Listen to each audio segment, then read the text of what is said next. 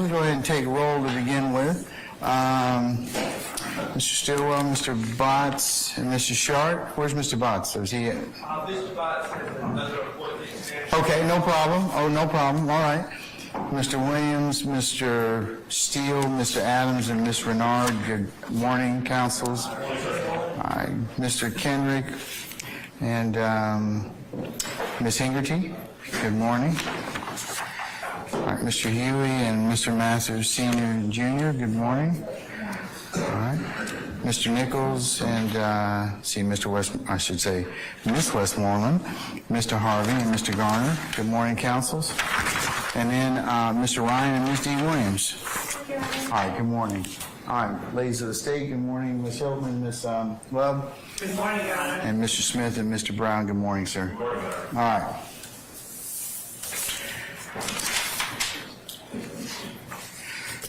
So our name of all of our jurors are here, is that correct? Yes, sir. All right, okay.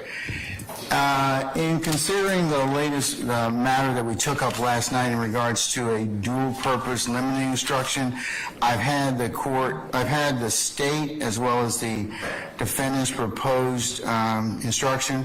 I've also had a chance to take a look at our case law that has been cited for the proposition before, as well as the cases that Mr. Harvey gave me yesterday, United States versus Jett, U.S. versus Hawkins, and United States versus Perry. I've had an opportunity to take a look at those particular cases, and I'm going to instead give a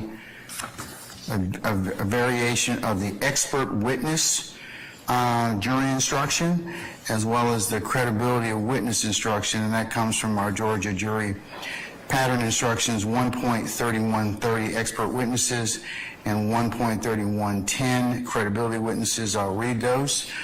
You're about to hear testimony from a witness who may be qualified as an expert. Testimony will be given in this case by certain witnesses who are termed experts. Let me go ahead and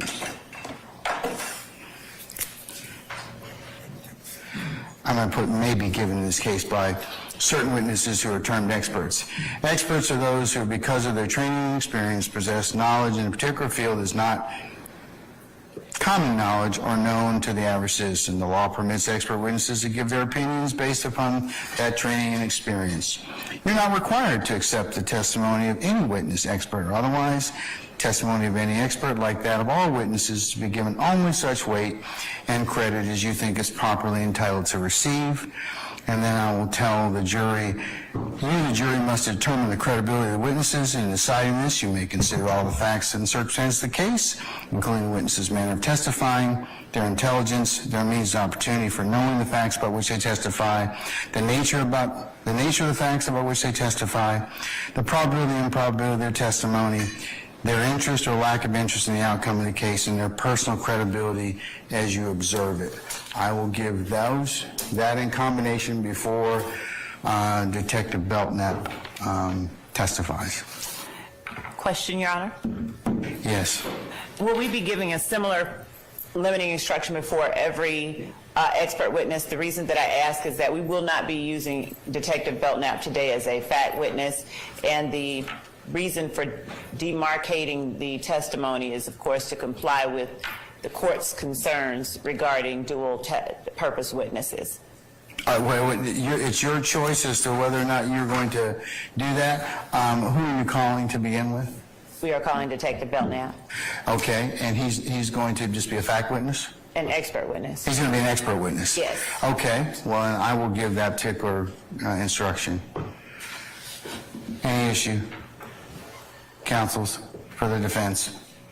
Well, yes, you would object to you giving Of course. that pattern charge as opposed to the charge that we suggested come directly from Jackson, and then following it up at the end of the testimony and the end of the case with the credibility. Mr. Harvey, I've taken a look at all these three cases. They're not binding on me. They're persuasive authority. Perry is even though it's an 11th Circuit case, it's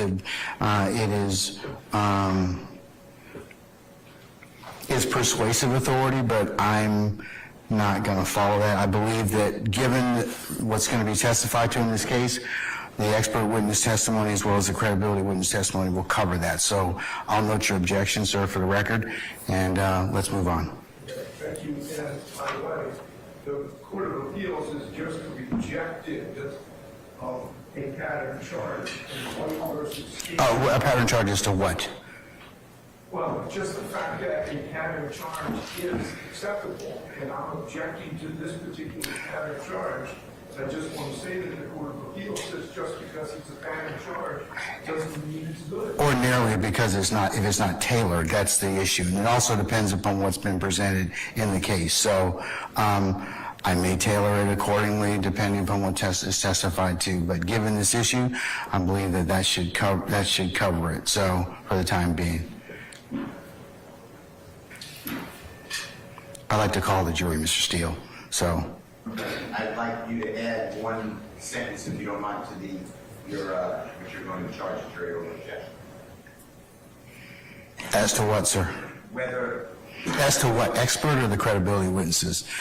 The pattern jury instruction for experts is 1.3130, and credibility witnesses is 1.3110.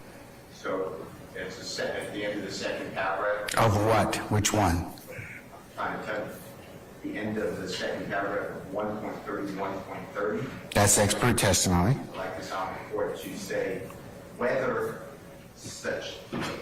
any witness is an expert is solely for you, the jury, to determine, based upon the law that I will give you more fully at the end of this case, because this is not going to be the only charge that affects this witness or experts. And without saying that you're going to charge them later as well, I think that we are leaving the gap. That's my objection. Or suggestion. And Your Honor, the state would object to that if we're not going to do that with every expert witness that's being called. Yeah, I'm good, Mr. Steele. I'll note your objection. Summon our jury for me, please.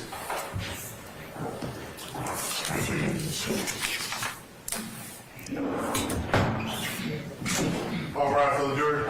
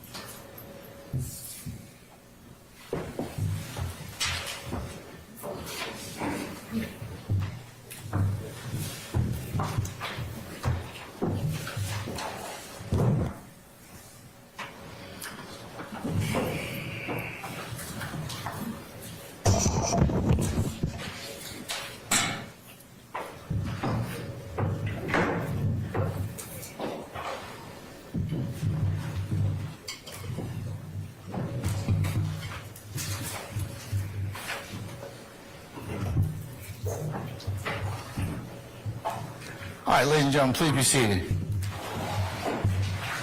Ladies and gentlemen of the jury, good morning. Good to see all of you again. Ladies and gentlemen, we're going to go ahead and continue with the presentation of the case. The state prepared to call its first witness? The state is, Your Honor. Okay, ladies and gentlemen, before this witness is called, I'm going to read you an instruction, okay? You're about to hear testimony from a witness who may be qualified as an expert. Testimony may be given in this case by certain witnesses who are termed experts. Experts are those who, because of their training and experience, possess knowledge in a particular field that is not common knowledge or known to the average citizen. The law permits expert witnesses to give their opinions based upon that training and experience. You are not required to accept the testimony of any witness, expert or otherwise. Testimony of an expert, like that of all witnesses, is to be given only such weight and credit as you think is properly entitled to receive. You, the jury, must determine the credibility of the witnesses. In deciding this, you may consider all the facts and circumstances of the case, including the witness's manner of testifying, their intelligence, their means and opportunity of knowing the facts about which they testify, the nature of the facts about which they testify, the probability and improbability of their testimony, their interest or lack of interest in the outcome of the case, and their personal credibility as you observe it. Call your first witness, please. State calls Detective Mark Belknap. Summon Detective Belknap, please.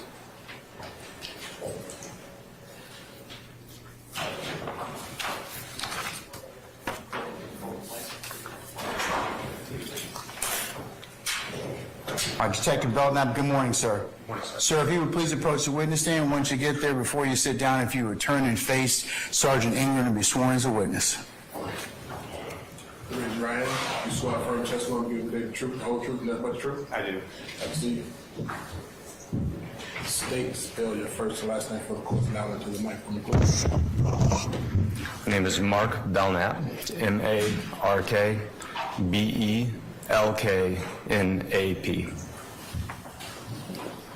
Good morning, Detective Belknap. How are you? Good morning. Detective Belknap, would you start off by introducing yourself to the jury and telling them where it is that you work currently? So, good morning. Good morning. I'm Detective Mark Belknap. I'm employed by the Atlanta Police Department. What is your position with the Atlanta Police Department? So I'm a detective in our gang unit. How long have you held that position? I've been in the gang unit since 2012. I've been in the gang unit since 2009, been a detective in the unit since 2012. Prior to working as a detective in the gang unit, did you hold any other positions at the Atlanta Police Department? I did. Would you tell the jury about them? So I started out in 2005 in our police academy, graduated and became a patrol officer, initially assigned to Zone 6, which is our patrol zone that covers East Atlanta, the east side of the city. After that time, where were you transferred in the City of Atlanta Police Department? So after a couple of years on patrol, what we call the watch, I served for a couple of years on a field investigations team, or a FIT team. Essentially, we do plainclothes and undercover work within the patrol zone, often responding to crime trends within the zone. These may be burglaries, robberies, narcotic sales, things of that nature. We did that for about 2 years. Were there any differences between your responsibilities as a member of the FIT team and your responsibilities as a patrol officer? There were. Would you explain those to the jury? Relevance. That objection, sir? Mr. Steele? Yes. Overruled. You may go ahead. As a patrol officer, our primary responsibility is responding to calls for service. If someone calls 911, needs assistance, we would then respond and answer that call. We may also do proactive patrol, things of that nature, attempting to deter crime by officer presence. As part of the field investigations team, we did more investigative style work. If crime was occurring, as I mentioned before, burglaries, robberies, things of that nature, we would attempt investigative work to determine who may be committing those crimes, why they may be happening, and where, and attempt to intercede and stop those crime patterns or trends. Now, in both your positions as a patrol officer and your position with the FIT team, did you have an opportunity to regularly interact with people in the community as well as people that you were investigating? I did. And did all of those interactions result in someone's arrest, or were some of them non-custodial type interactions?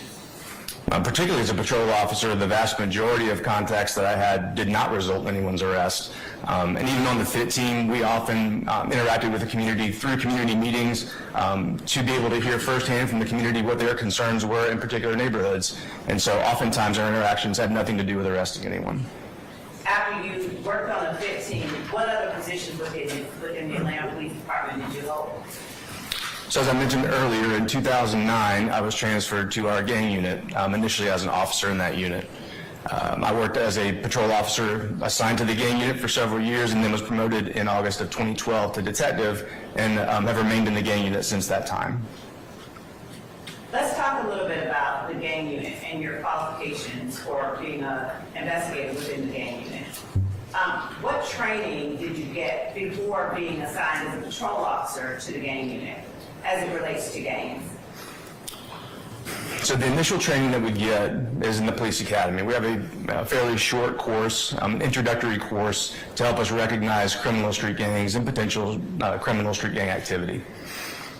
After that, the next gang training that I got specifically would have been in 2008 as part of that field investigations team. I took 2 classes in particular that year. One of them was a criminal street gang strategic operations course.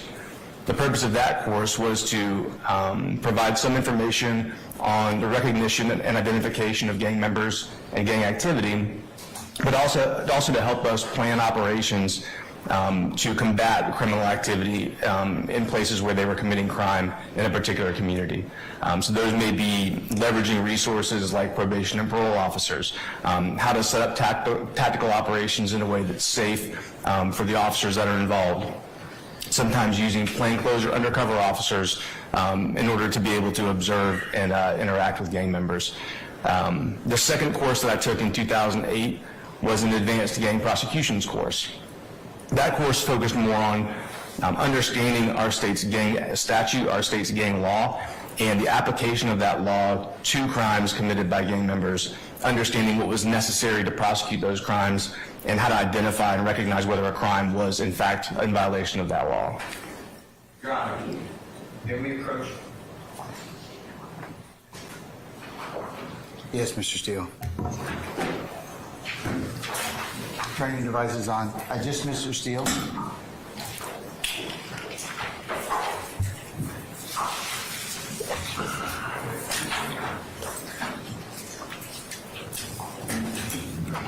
And turn your devices down, please.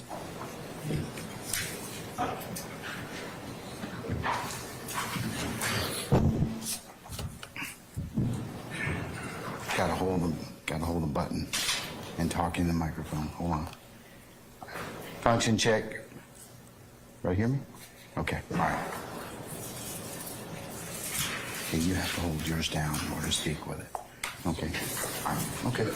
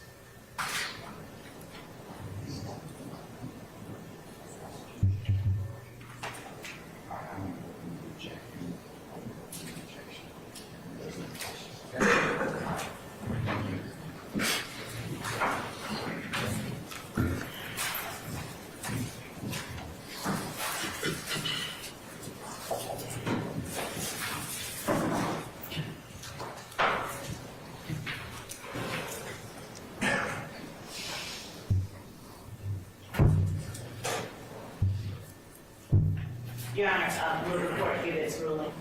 I sustain, I should say, I'm not ruling. Okay. Yes. You may go. You remember the question? I believe I completed answering the question. Okay. Now, when you spoke about leveraging resources such as probation officers, Objection to repeating the direct, that just asked the question, I object to the form of the question. when you spoke about leveraging resources such as probation officers, during your training that you received during the strategic operations course, would you explain to the jury what that entails and why that is important? Sure. So dealing with criminal street gangs, inevitably at some point, some will be arrested, and at some point, they may be placed on probation as part of their sentence. And as part of their probation, oftentimes there are specific criteria, specific rules that they must follow as part of their probation, including things like not congregating or associating with other gang members, not participating in criminal activity, things of that nature.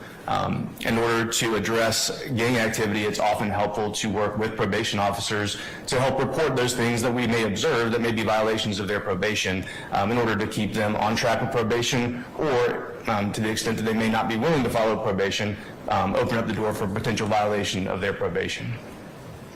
Prior to working with the Atlanta Police Department, had you any training or any education as it relates to gang activity or criminal street gangs? I had some. Would you explain that to the jury? So I have a degree in sociology from Emory University. I graduated a long time ago. I guess I'll put it on the record in 2001.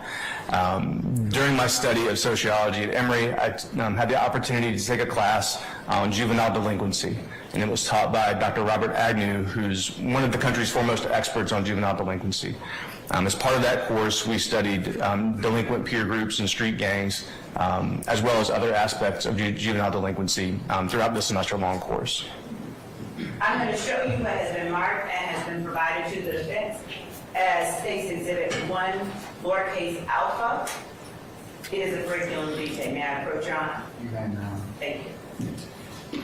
Sorry, I'm showing the defense counsel. It has been provided to the defense, and it has been previously during a separate Has it hearing. been updated or changed since you last provided to them?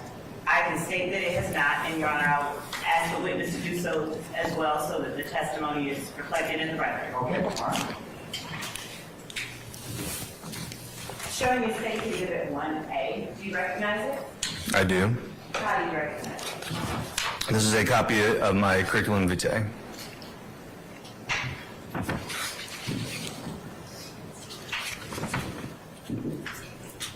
And if I may, yeah. There's a bigger font, so. Yes.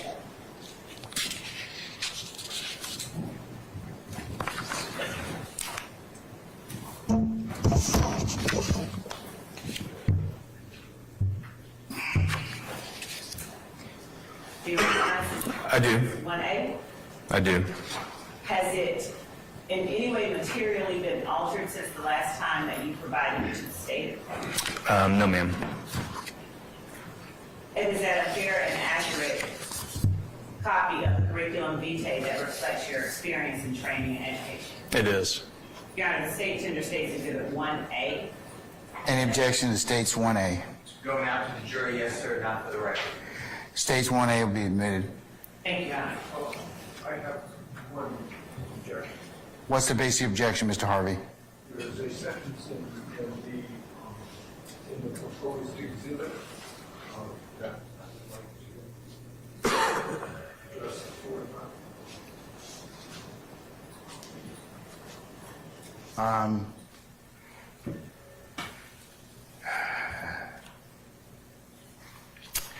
It's not going to go to the jury, so can we deal with it another time, sir? Sure. Okay? All right. Okay. I'll make a note to do that.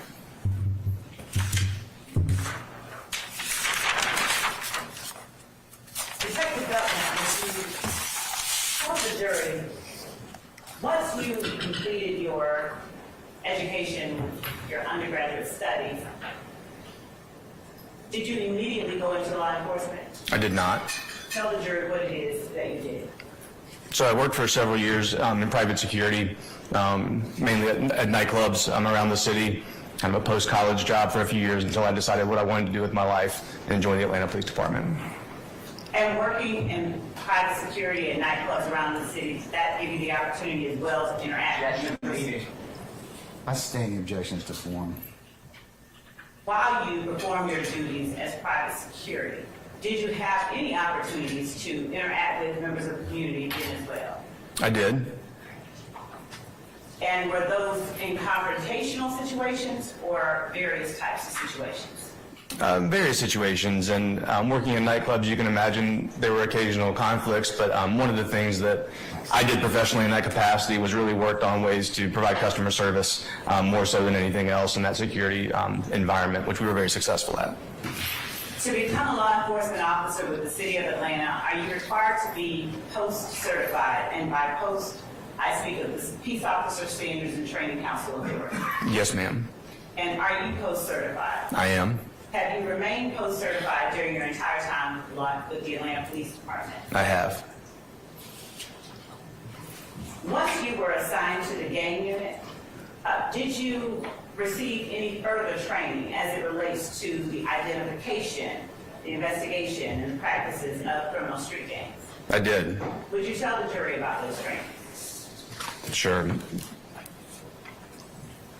So arriving in the gang unit, we essentially got a lot of on-the-job training initially, but I also got connected with several intelligence meetings that are held in jurisdictions around the state, particularly around the metro Atlanta area. I began attending the Gwinnett County Gang Intelligence Meeting. They meet monthly, and I went fairly regularly, even early on. And those meetings typically will have two components. The first will be a training session, someone coming in to offer some sort of training on some aspect of gang recognition, identification, or prosecution. And then the second part would be an intelligence sharing session where investigators working a variety of cases can bring those and present them to the group and ask for assistance going through those and looking for investigative leads or maybe tying cases together across different jurisdictions. So got a lot of early education there from some very experienced gang investigators.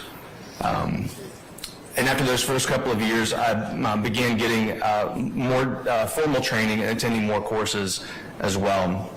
In 2012, I went through our state's 40-hour gang investigators course, which is taught at the Georgia Public Safety Training Center.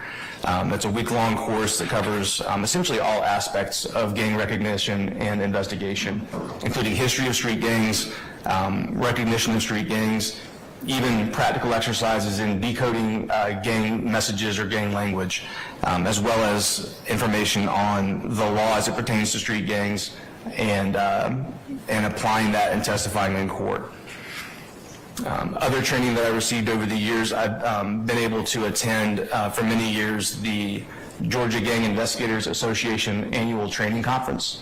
That again is a week-long training session, and it has multiple sessions by gang trainers and experienced gang investigators or prosecutors from around the state and even from all over the country who come in and teach on specialized topics within this world of criminal street gang investigations. And I've attended that for many years. I've also had the opportunity to attend the National Gang Violence Conference in Los Angeles, California. That's hosted by the California Gang Investigators Association, and it again has speakers from all over the state of California as well as the country, and has a focus on West Coast gangs, which has been very helpful to developing my knowledge and my understanding of criminal street gangs. The last several years, I've attended the World Gang Summit, which was hosted by the National Alliance of Gang Investigators Associations, and it brings in a perspective nationally and even internationally to the world of gang investigations and recognition. Has the training that you have received during your time with the Atlanta Police Department regarding gang activity and criminal street gangs come only from conferences and classes that you've attended? It has not. Would you explain to the jury where else it comes from? So as I said, we get a lot of on-the-job training. A lot of what we learn about gangs and what they're doing comes from the gangs themselves. Sometimes that's our own observations of them, our own investigative work. Sometimes it comes from talking to gang members. not always in custodial situations. This could surprise you, but oftentimes we develop a rapport or kind of an ongoing relationship with some of the gang members here in the city. I've even had the opportunity to mentor a couple young men who were either close to or in gang life in an effort to help them find another path, a better path for them. So a lot of our education may actually come from the gangs themselves. Addition to that, I do a lot of my own reading and research. I try to stay up to date on the current criminology and sociology research as it pertains to street gangs. And I also regularly communicate with other investigators and officers within my own department, my own unit, as well as around the metro area, around the state, and even now in a network around the country to continue that education, understanding of current activity with gangs. There are a variety of places that this training and experience comes from. Have you ever taught classes on criminal street gangs and criminal street gang activity? I have. Would you tell the jury about those classes? Sure. So I'm a post-certified instructor, which means the state has put me through a training course to allow me to be an instructor.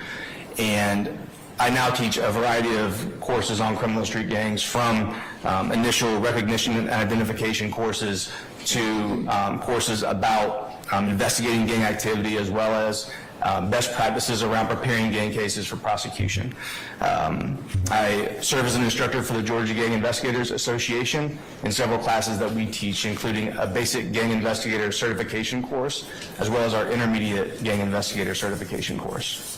Do you ever teach persons other than law enforcement officers, for instance, prosecutors, about gang activity? I do. Tell the jury about that, please. So oftentimes when teaching, especially within the Georgia Gang Investigators Association, we're teaching not only to law enforcement, but also to prosecutors and corrections. And we actually co-teach, and we'll often bring in prosecutors to serve as instructors as well within those courses. Additionally, I've had the opportunity to present on gangs to a variety of community groups over the years who wanted to know more about criminal street gangs. One example is Grady Hospital. Hospital technicians often are treating patients who may have been injured by way of gang activity, and they had some concerns about ensuring that... Yes, Your Honor. The detective is not offering the testimony for the truth of the matter asserted. I'll overrule the objection. Thank you. You may go ahead, please. So in treating patients that may have been a victim or potentially involved some way in gang activity, they wanted to ensure that they were able to protect both the patient that's being treated, as well as deal with any issues that may arise as family and friends respond to the hospital after an event would happen. So in an effort for patient care, I've done some training for them. I've also done gang presentations for groups that deal with refugees. Oftentimes refugee communities may find themselves with an unstable social environment around them, an unstable living environment that unfortunately often breeds criminal street gangs. And so groups that provide services to refugees oftentimes will want training to help them intervene and dissuade young people from joining or being involved in street gangs, and to help the community respond to that in a way that's healthy and good. So not only in law enforcement and prosecutors, but I've also had the chance many times to share gang information with members of the community who are helping to solve this issue. When you are interacting with prosecutors, what is it that you are attempting to train prosecutors on that you feel will in any way be useful to prosecutors? Objection, irrelevant. Overruled. Excuse me.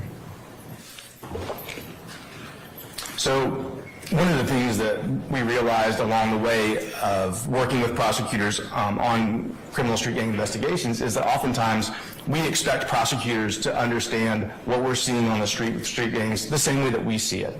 The reality is that oftentimes we are on the street or in the middle of investigations on a daily basis when prosecutors may handle a wide variety of cases, some of which may involve gang activity, some of which may not. But at any rate, it's important for prosecutors to understand what we see as investigators, what we're looking for in our investigations, and what evidence may be available to present in court at such time as there's a prosecution presented. Do you have an estimate of how many criminal street gangs you've investigated during the course of your law enforcement career? And by investigated, I mean led the investigation, been involved in the investigation, or assisted in some other way? It would be a rough estimate. It's certainly dozens and likely over 100 different gangs or groups over the years. Would you tell the jury what your responsibilities currently are as a gang investigator? So my responsibilities as a gang investigator at this point honestly encompass almost every aspect of gang investigations. I and others in my unit respond often to crime scenes where gang activity may be suspected, either as a victim or a suspect. We conduct investigations ourselves within our unit, which means we may actually carry out interviews, recover evidence, and actually do the investigation of the crime itself. We also support other units within the Atlanta Police Department and even other agencies around the area. So if a specialized unit like our homicide unit, our robbery unit, burglary, things like that, if they have a crime they believe may have some tie to gang activity, we may support their investigation with any information or intelligence that we have to offer, as well as participating in their investigation with them. And then I'm also, within my assignment at the gang unit, co-assigned with the United States Marshal Service, Southeast Regional Fugitive Task Force, and also with the Georgia Bureau of Investigation, their statewide gang task force. So between those two assignments, I investigate gang activity not only in the Atlanta area, but also around the state, and also am often involved in seeking fugitives who are wanted for crimes in connection with criminal gang activity. Can you tell the jury an estimate of how many gang members that you've come in contact with or interviewed over your years with the Atlanta Police Department? At this point, it's thousands. I'm sorry. At this point, it's thousands. And when you do come in contact with gang members or alleged gang members, what is your purpose of speaking with them? Well, it certainly depends on the situation.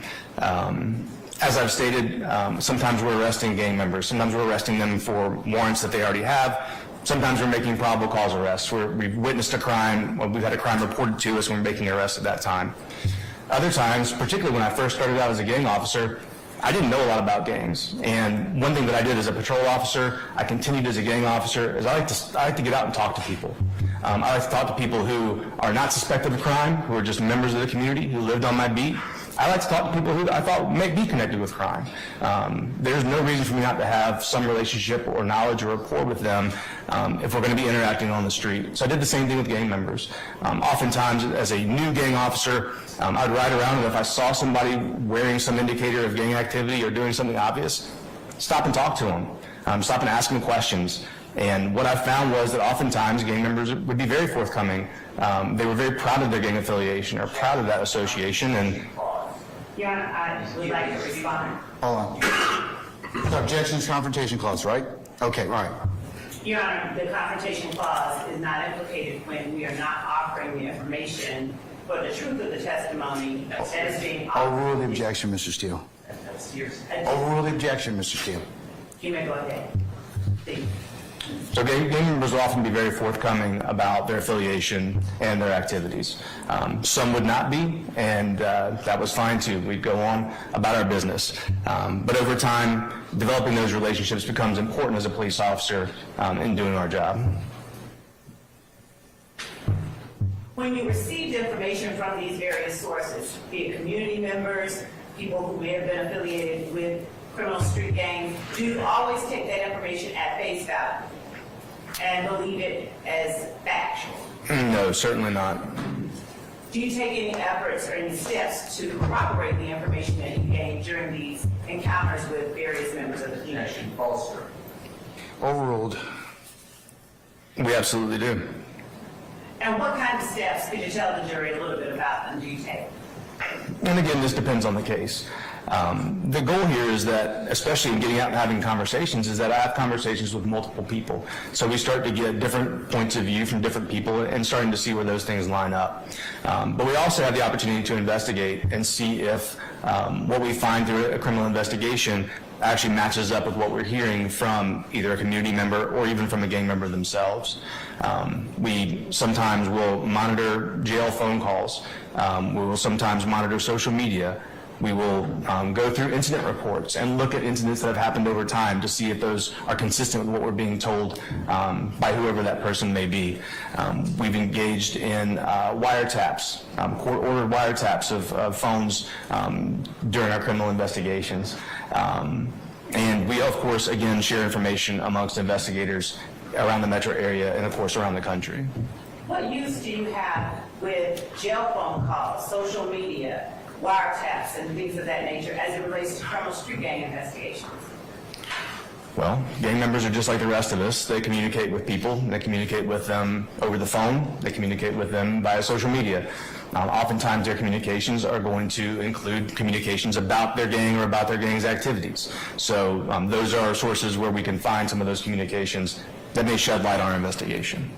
Earlier, when you spoke about encountering people in the community, you said if you see someone wearing a particular color or doing particular things. Repeating the direct. I'm going to overrule the objection, Mr. Steele. She's just pointing out time and place. Overruled. Thank you, Your Honor.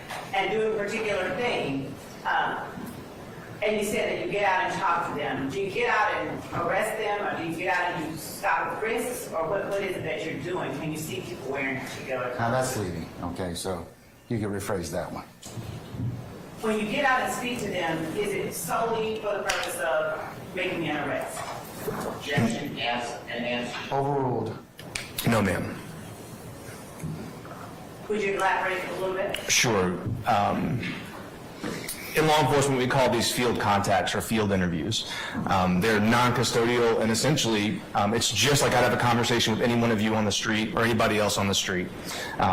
You can approach someone, hey, how you doing? Do you mind if I talk to you for a minute? And then you just engage in a conversation.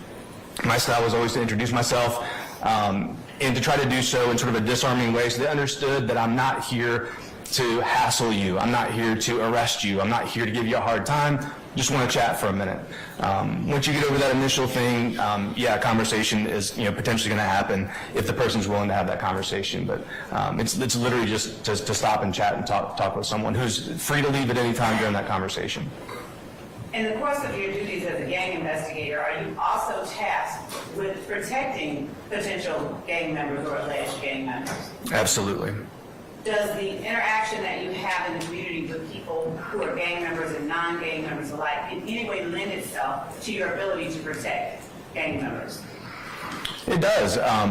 Quite often our interactions with gang members are not only when they've committed a crime, but oftentimes when they are the victims of a crime.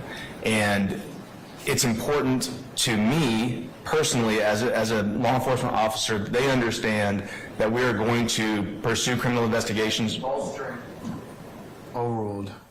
where they are the victim of a crime, just as we would if they committed a crime. And oftentimes it is within that context that we're communicating or talking to a gang member. Would you tell the jury the type of information you seek to gain during your interaction with people that you believe may be criminal street gang members? Sure. So it can be things simply to understand more about the gang identifier that I believe I'm seeing. If I'm seeing something that I think may be an indicator of gang activity, I may ask that person what that particular thing means to them. It could be that what I'm seeing is not an indicator of gang activity, but if they say that it is, then what I would then attempt to learn is more about the gang itself, what their understanding and their participation in the gang is, and what their interaction and participation in the gang consists of. Do you also seek to learn about its member structure, ranks, rivalries, etc.? Absolutely. When you receive the information from your contacts on the street or your colleagues at APD, do you ever share the information with other agencies? I do. And for what purpose do you do that? The purpose is always to help further other criminal investigations that may involve the same people or groups. And along those lines, do those other agencies share information with you? They do.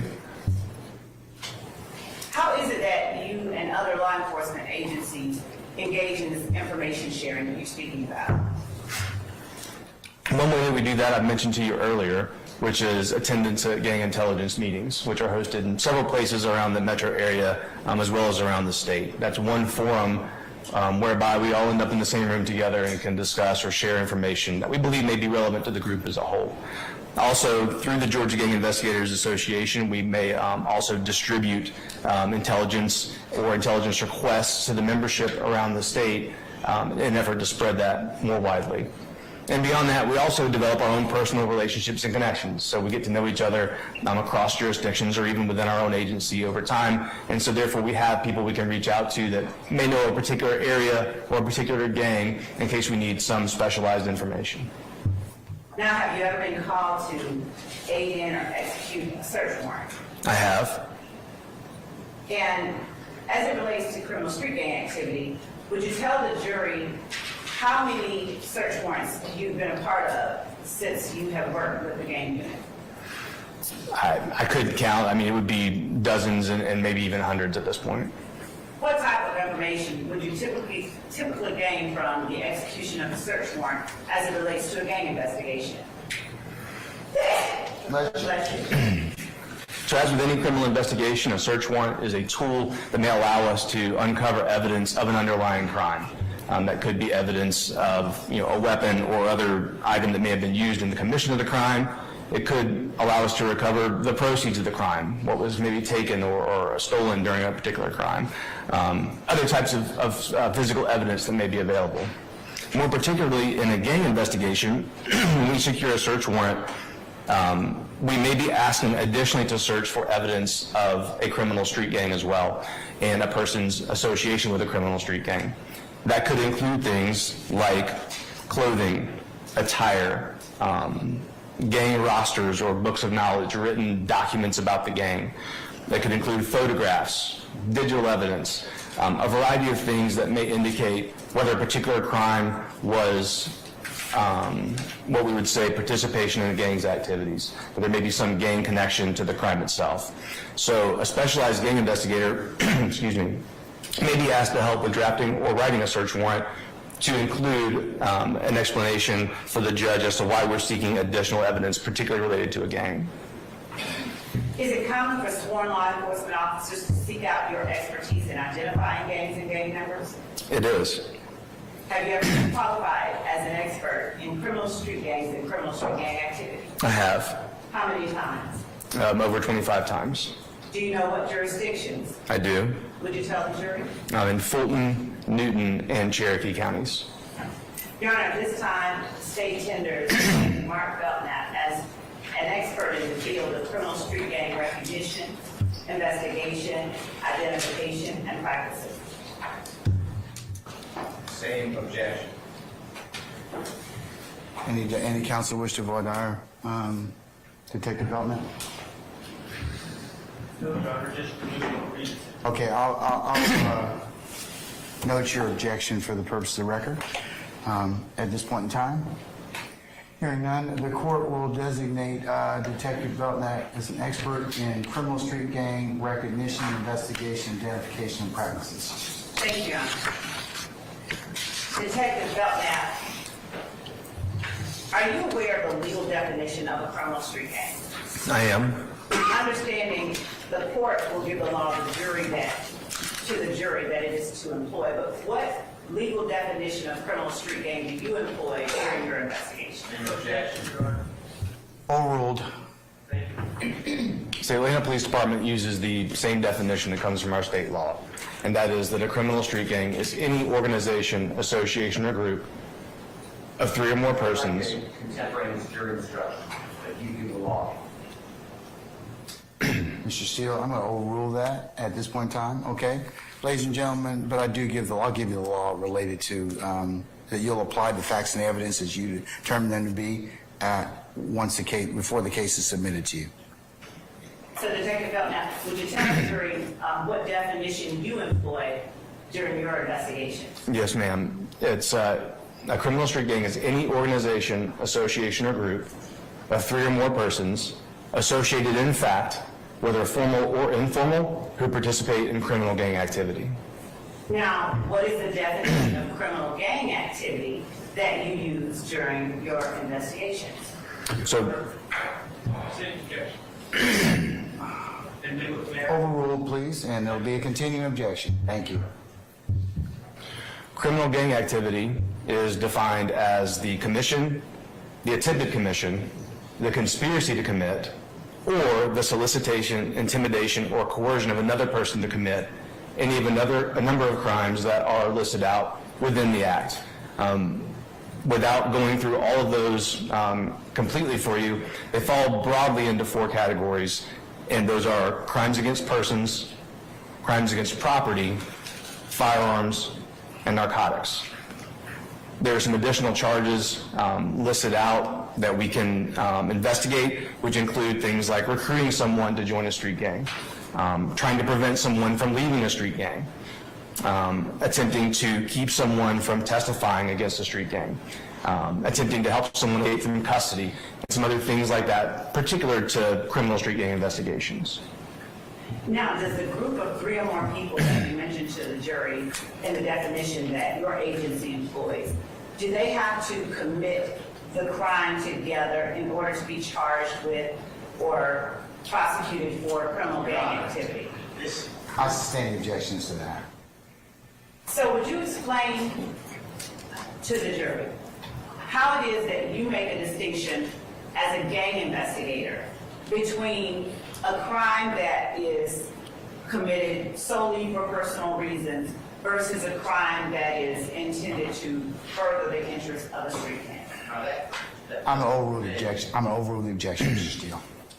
You're going to explain to May I me. explain if you can remember the question, sir? I can, would you like me to? It's a big question, Ms. Love. I don't know if we can break that down at all. Why don't you rephrase the question? I can rephrase that question. As a gang investigator, do you consider every crime committed by a gang member criminal gang activity? I do not.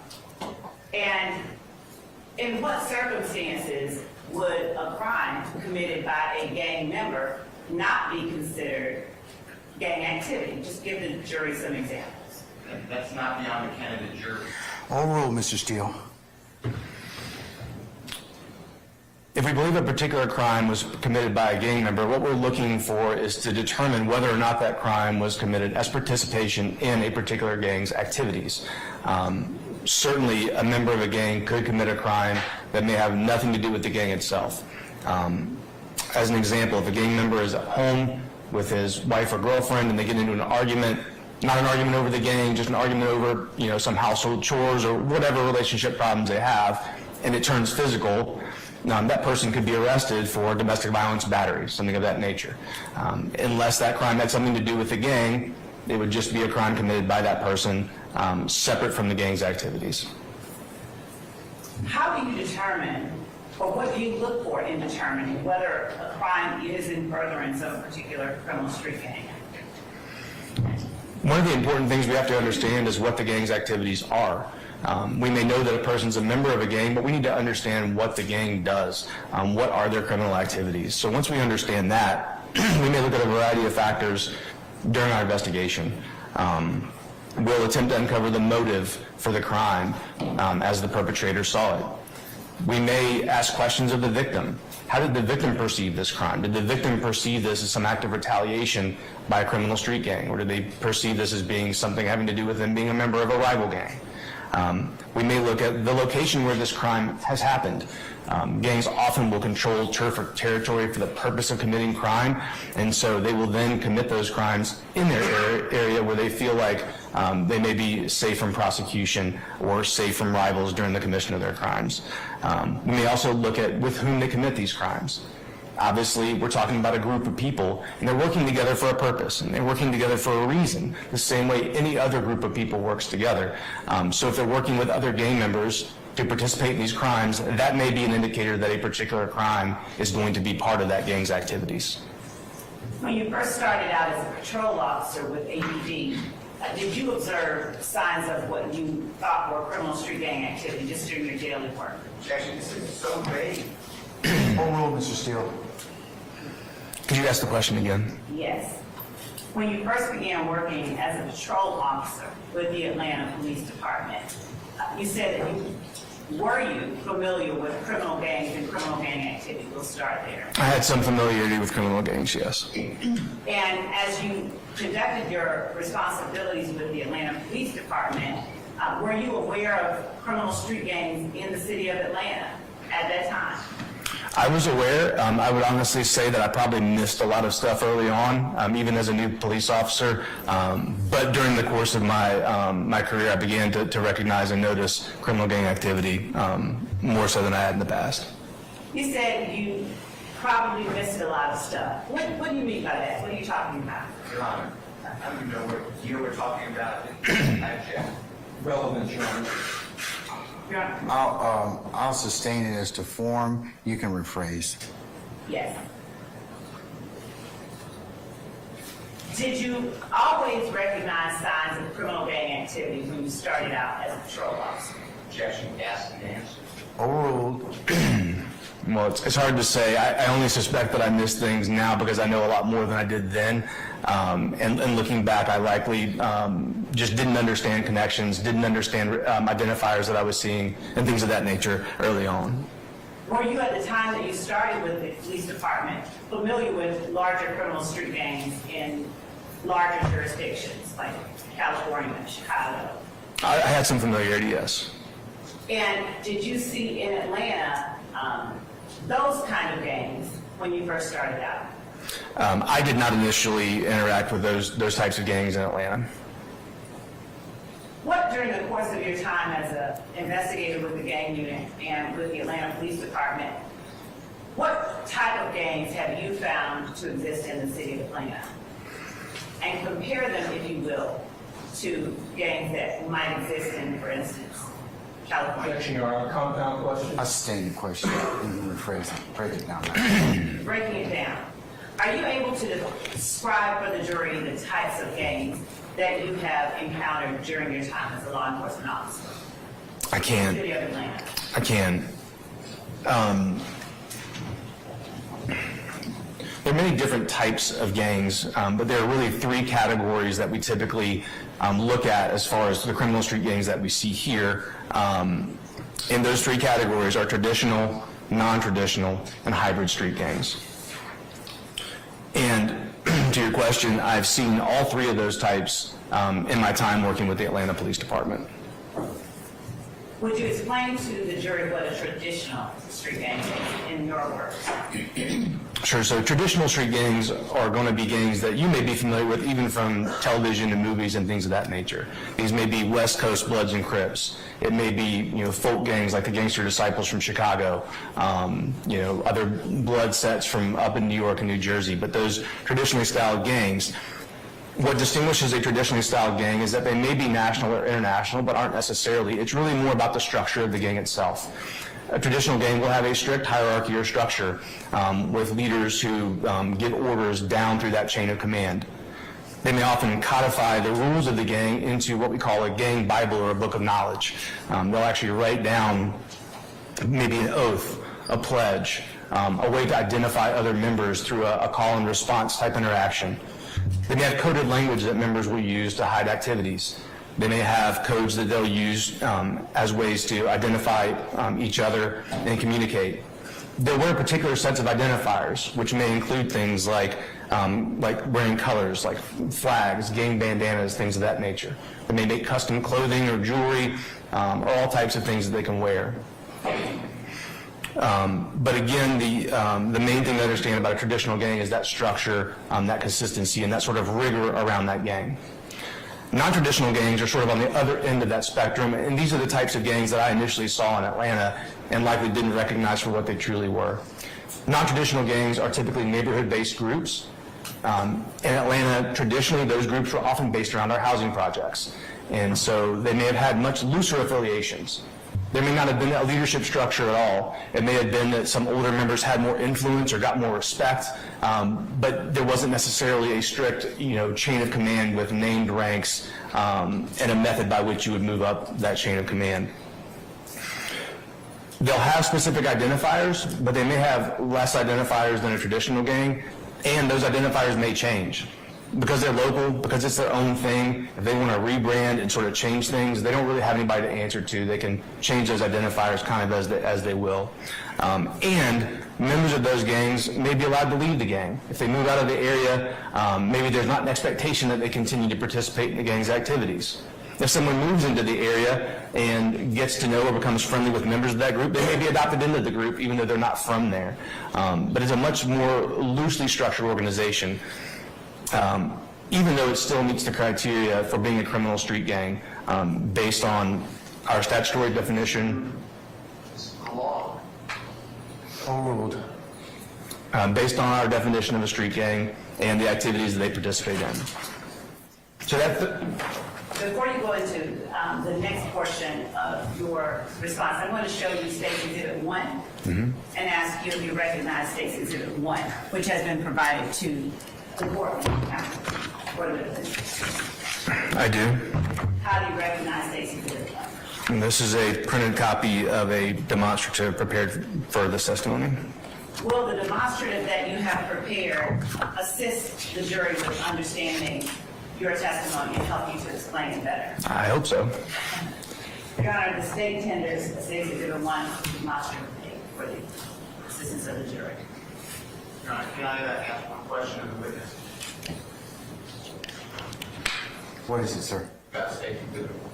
Yes, sir. Right, or It states 1. States 1. And I object to Mr. Steele questioning the witness out of turn. We have provided the exhibit to defense counsel, and I would ask that he be required to pose this question to the court. Yeah, what's your question, Mr. Steele?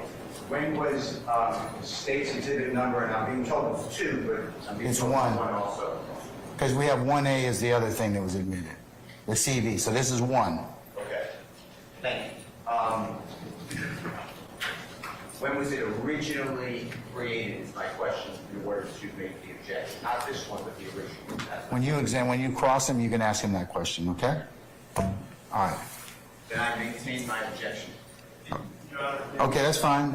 If your objection's noted, in addition to what was heard. Yes, go ahead. Mr. Sharp? Then we have a continued Yes, you may, sir.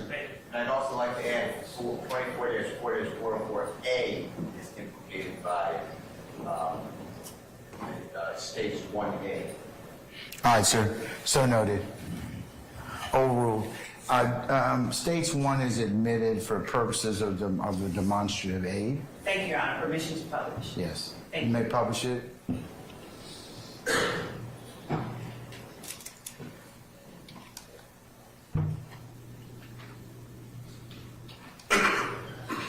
Your Honor, this is just for the record, not to go out to the jury. That's correct, sir. Demonstrative aid doesn't go to the jury, sir.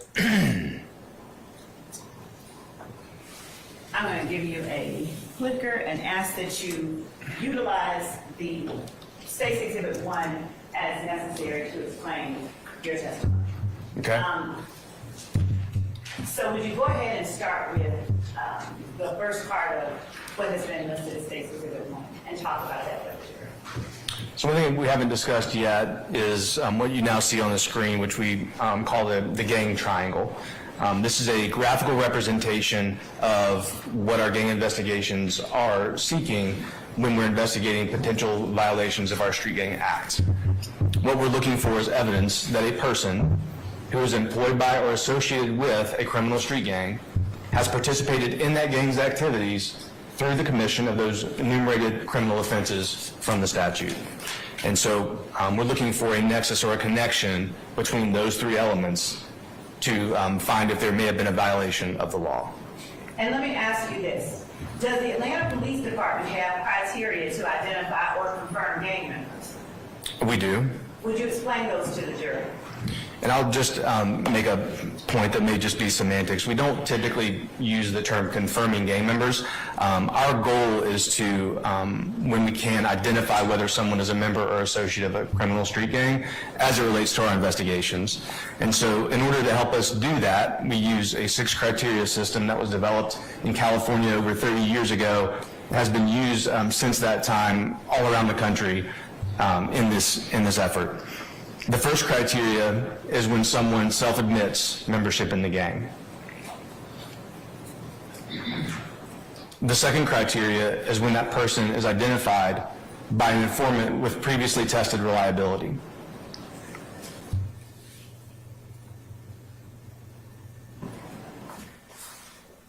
The third is when the person's identified by an informant who's previously untested or has previously unknown reliability, but that information is independently corroborated.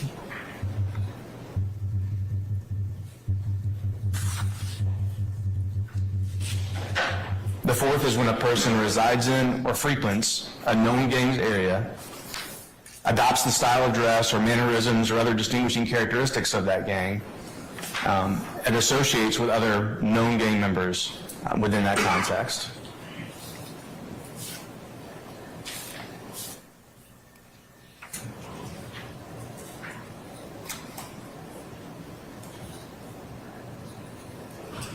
Detective Belknap. I'm sorry, I was giving them time to write. Okay. Yeah. The fifth is when a person's arrested several times in the company of other identified or known gang members for crimes consistent with that gang's activities.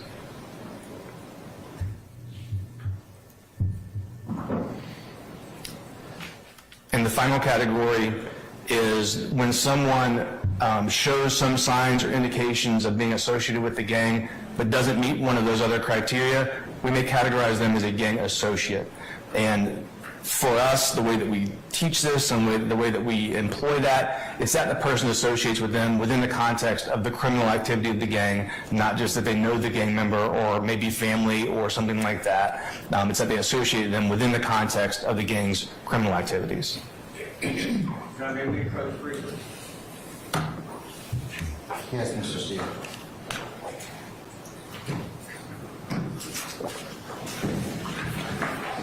All right, everybody.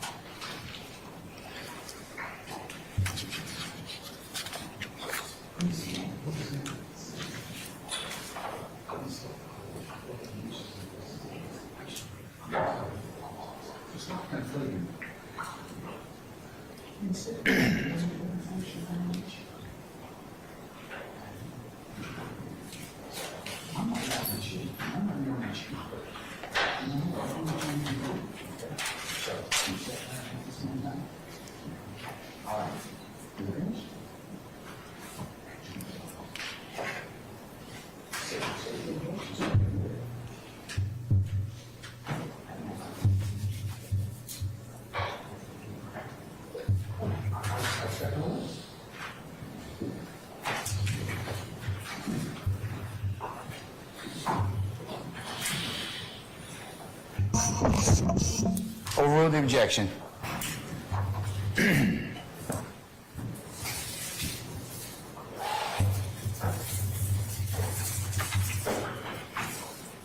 Thank you, Your Honor.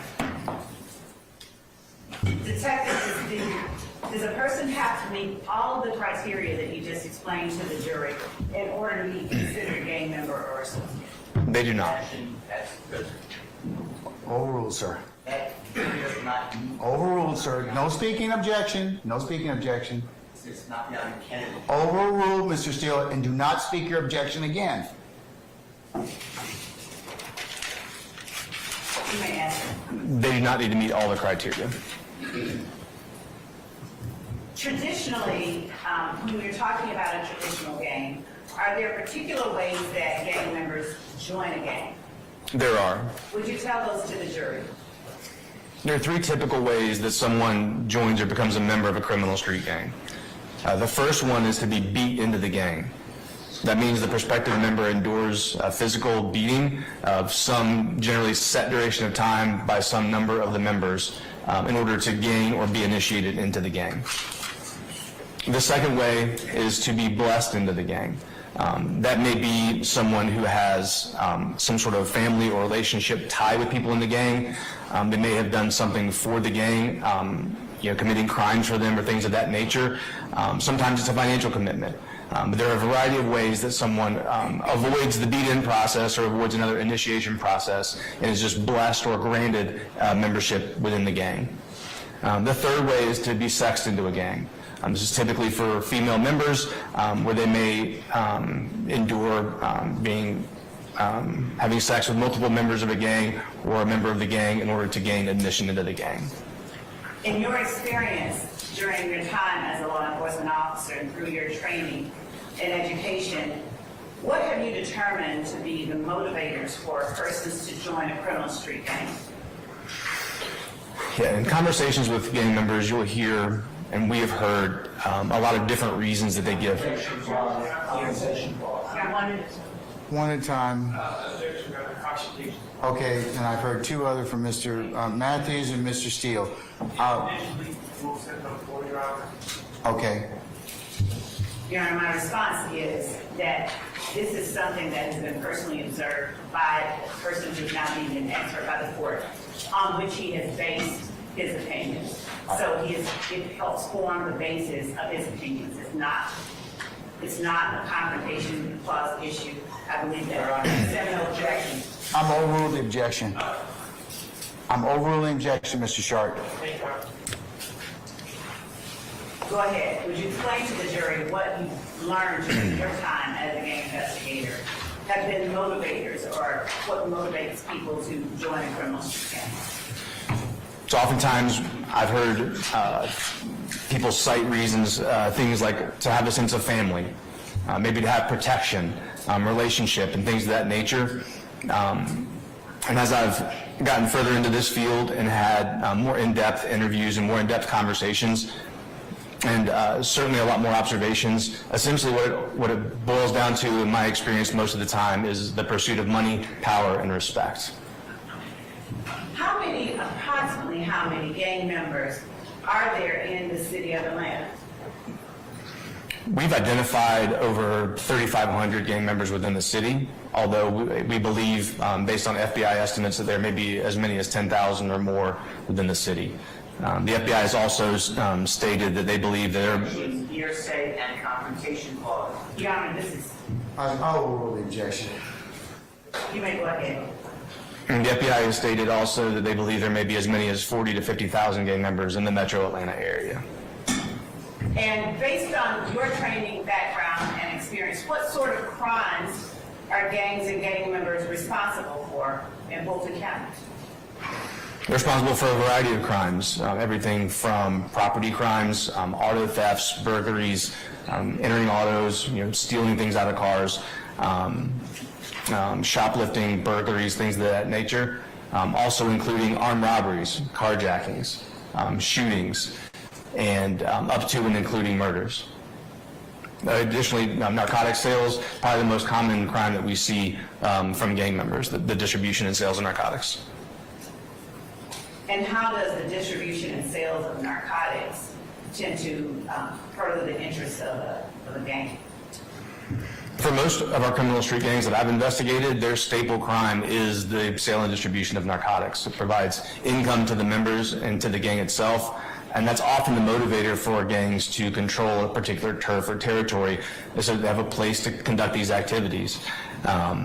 So that's oftentimes a primary crime and forms sort of a foundation of what the gang's activities are.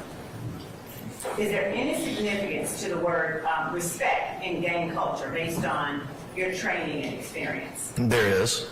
Would you explain it to the jury? So in the context of a criminal street gang, the word respect might not mean the same thing that it could mean to you or to other people. Criminal gang members really define respect more honestly as being feared. Being respected means that they are feared by people of the community who may not testify against them as a witness to a crime, may not be willing to report a crime if they're a victim. It means that their rivals respect them in the sense that they'd be afraid to retaliate against them or do violence against them. So it sort of protects them from a potential crime from a rival gang. And it really is focused around that fear that's projected out to others around them.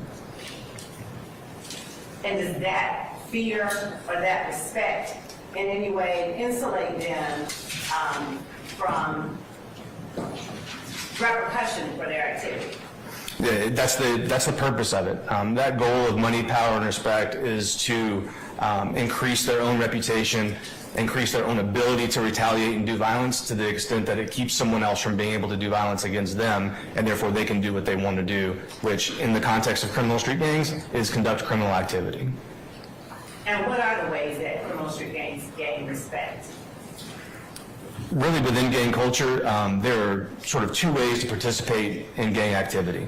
One is sort of colloquially termed banging, and the other one is hustling. Hustling is earning income for the gang. That may be selling narcotics, it may be stealing, it may be doing robberies, things of that nature, but it's earning income, it's bringing in money and funding that then benefits the gang as a whole. Banging is sort of the other side of that, and that's doing violence on behalf of the gang. That may be violence committed against other gang members, rival gang members, maybe as retaliation or maybe as a proactive act against a rival gang. It could mean responding to some slight, some disrespect that was issued to the gang by engaging in a fight or shooting or something of that nature. But those are sort of the two ways that we see this happen. And oftentimes within the gang, there may be people designated on one side or the other. Someone who's doing more banging, who's doing more violence, may not be expected to stand on the street corner and sell narcotics.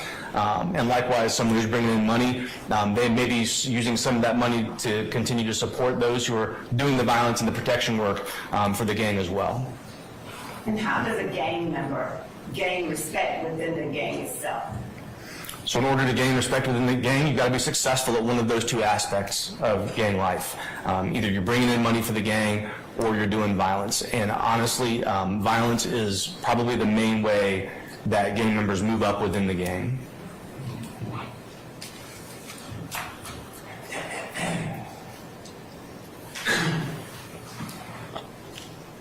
Is the term payback in any way significant in gang culture? It is. Would you explain to the jury how? Payback is crucial to street gangs. If you're in that criminal world and if you're pursuing that respect as a level of protection, then if someone does something to you, whether something violent or even something just disrespectful, a failure to respond to that begins to erode that sort of wall of protection you've built by building this reputation. And so in order to maintain or even to establish a reputation, in gang world, payback is a must. You've got to respond violently, and you've got to respond in a way that's significant enough to head off any future potential response to that. Payback is essential for a gang member if they want to preserve that reputation and preserve that protection that they've tried to build through that violent reputation. And what about answering back as it relates to payback? What are some of the ways in which a gang or a gang member might answer back? So oftentimes, as you can imagine, this begins this back and forth, particularly between rival gangs, where a gang is in some way insulted or disrespected or victimized, and then they respond in kind against the rival gang. And that gang then now has to do the same thing. They've got to respond as well, and so then they will respond and answer back and respond to that violence with more violence themselves. And this is sort of the foundation, the beginning of gang wars. This is where these things come from. And they can often carry on for quite a long time, but it starts this back and forth where no one wants to back down and lose what they've gained.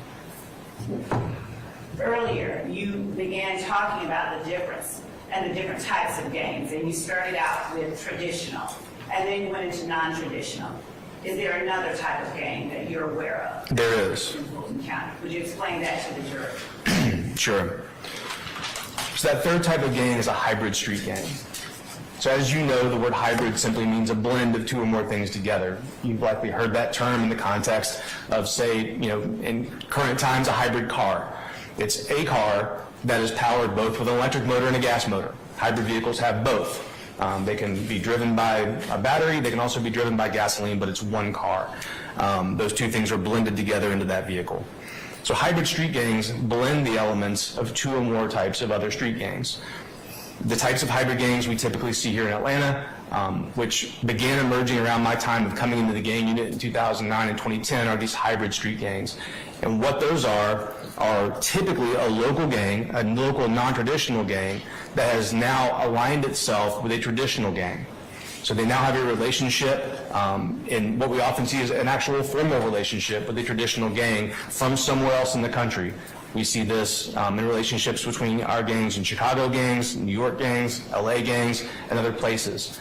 And that hybrid part is that those local gangs will begin to adopt those identifiers for the traditional gang, but they will also retain and continue to use the identifiers that they have for their own local gang as well. They'll begin to blend those two identifiers together. They may also engage in the leadership structure within that traditional gang, but may still have their own structure locally within their local group at the same time. This was a very new thing for us in 2009 and 2010. We have not seen this before. And in gang culture, in the past, traditional gangs existed in one neighborhood in one place. That's the only place that they were. They didn't expand outside of that. They didn't have other locations that they existed. And what we started seeing was these traditional gangs, excuse me, essentially adopting a franchise model, where they would go to other places and form partnerships with local gangs that were already established in a particular neighborhood or territory, and partner with them and essentially franchise them to be a part of their network. And we've seen these traditional gangs build out national networks all over the country, not just in Atlanta, not just in Georgia, but in other states all over the country, where they have these relationships, share information, resources, and personnel, and operate towards common purposes. When you talk about operating towards common purposes, how does starting or sharing a franchise model of a gang, how does that further any purpose of the traditional gang or of a hybrid gang or of the people who are members of either or both? So if your gang exists in one place, in one neighborhood, that's all the turf that you have, particularly if you're a narcotics selling organization, but no matter what kind of crime that you commit, that's the limiting factor in your ability to earn income or earn money for your gang or earn reputation. The only way then to grow or expand is to move into other areas. You've heard about these things from the past where you'd have these gang wars between rival neighborhoods or gangs that were trying to take over somebody else's turf. So that's one way to do it. You can go in with violence and expand your territory and take over for somebody else. You kill everybody that's there, you shoot everybody, chase them all off, and now you've got more territory. But maybe a less costly way to do that in the terms of human life is to offer a financial incentive to someone, to understand that there's a mutually beneficial opportunity to connecting with another group. This happens all the time in business. We, of course, see this every day when companies merge or do business together. Gangs have adopted that same model. It's more of a criminal enterprise model where they're doing business with other gangs, often in formal partnerships and sometimes simply as alliances where they just work towards the same purpose. But it expands their ability to make and control money and territory, building that reputation and power and money for the gang. Looking back at the demonstrative that's on the screen, how does the gang triangle assist or aid in your investigation and pursuit of investigations regarding criminal street gangs? I treat this almost as a way to say it's almost like a heart check during an investigation. If we're looking, a heart check. Sure. If you're looking at an investigation and you're trying to determine if gang activity has occurred and it may be a violation of the state's gang law, again, what we're asked to do is find a connection between all three elements. I keep a picture of this up at my desk. I keep it I keep it around me so that it's present when I'm doing my investigation. So I ensure that my investigation is seeking to find... to find that link between each element of this triangle. So it's a good reference point for a gang investigator to be able to focus on meeting all of the required elements or pursuing evidence of all the required elements of a potential violation, rather than missing one or even sometimes two of these and actually believing you got a gang crime when you really don't. Now, as we go through the next slide in your demonstrative aid, you click to the next one. Yes, ma'am. You've already given to the jury the definition of the criminal street gang that you utilize. And as we go forward, you talked about the criminal street gang elements and identifiers. Looking at the criminal street gang elements and identifiers, how are each of those implicated in the gang triangle that you talked about? This is just a more streamlined look at that. Ask and answer. I sustain the objection. And going on further,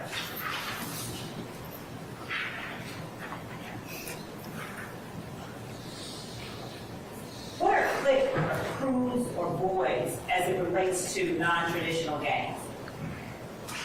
Sometimes these less formal groups will refer to themselves, or have in the past referred to themselves by more casual names like that. They won't refer to themselves as a gang necessarily, but they may call themselves a clique or a crew or boys or whatever it is.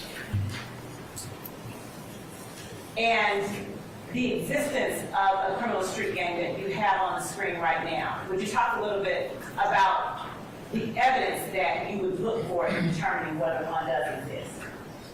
We take as our guide what the law says potentially could be evidence of a criminal street gang, which includes things like a common name or common identifiers, which include signs, symbols, tattoos, graffiti, attire, or other distinguishing characteristics.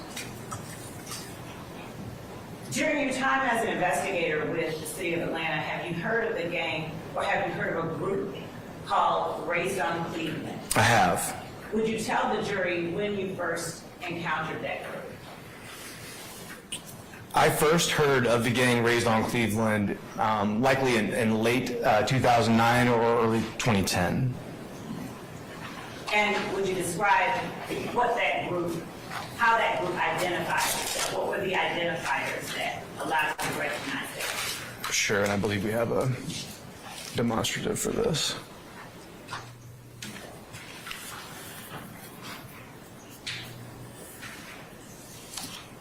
So the gang Raised on Cleveland, we began observing in the Cleveland Avenue area, the area surrounding Cleveland Avenue in southwest Atlanta. We believe the gang was formed in 2006 or 7. As I've said, I came to the gang unit in 2009 and began interacting with them shortly after that. And we have identified over 100 members or associates of that gang through the extent of that investigation. Is there a shortened name for, you have it on the next slide, for that group? Sure. So they called themselves Raised on Cleveland, but they also referred to themselves as Rock Gang or Rock Crew. And do they, go ahead.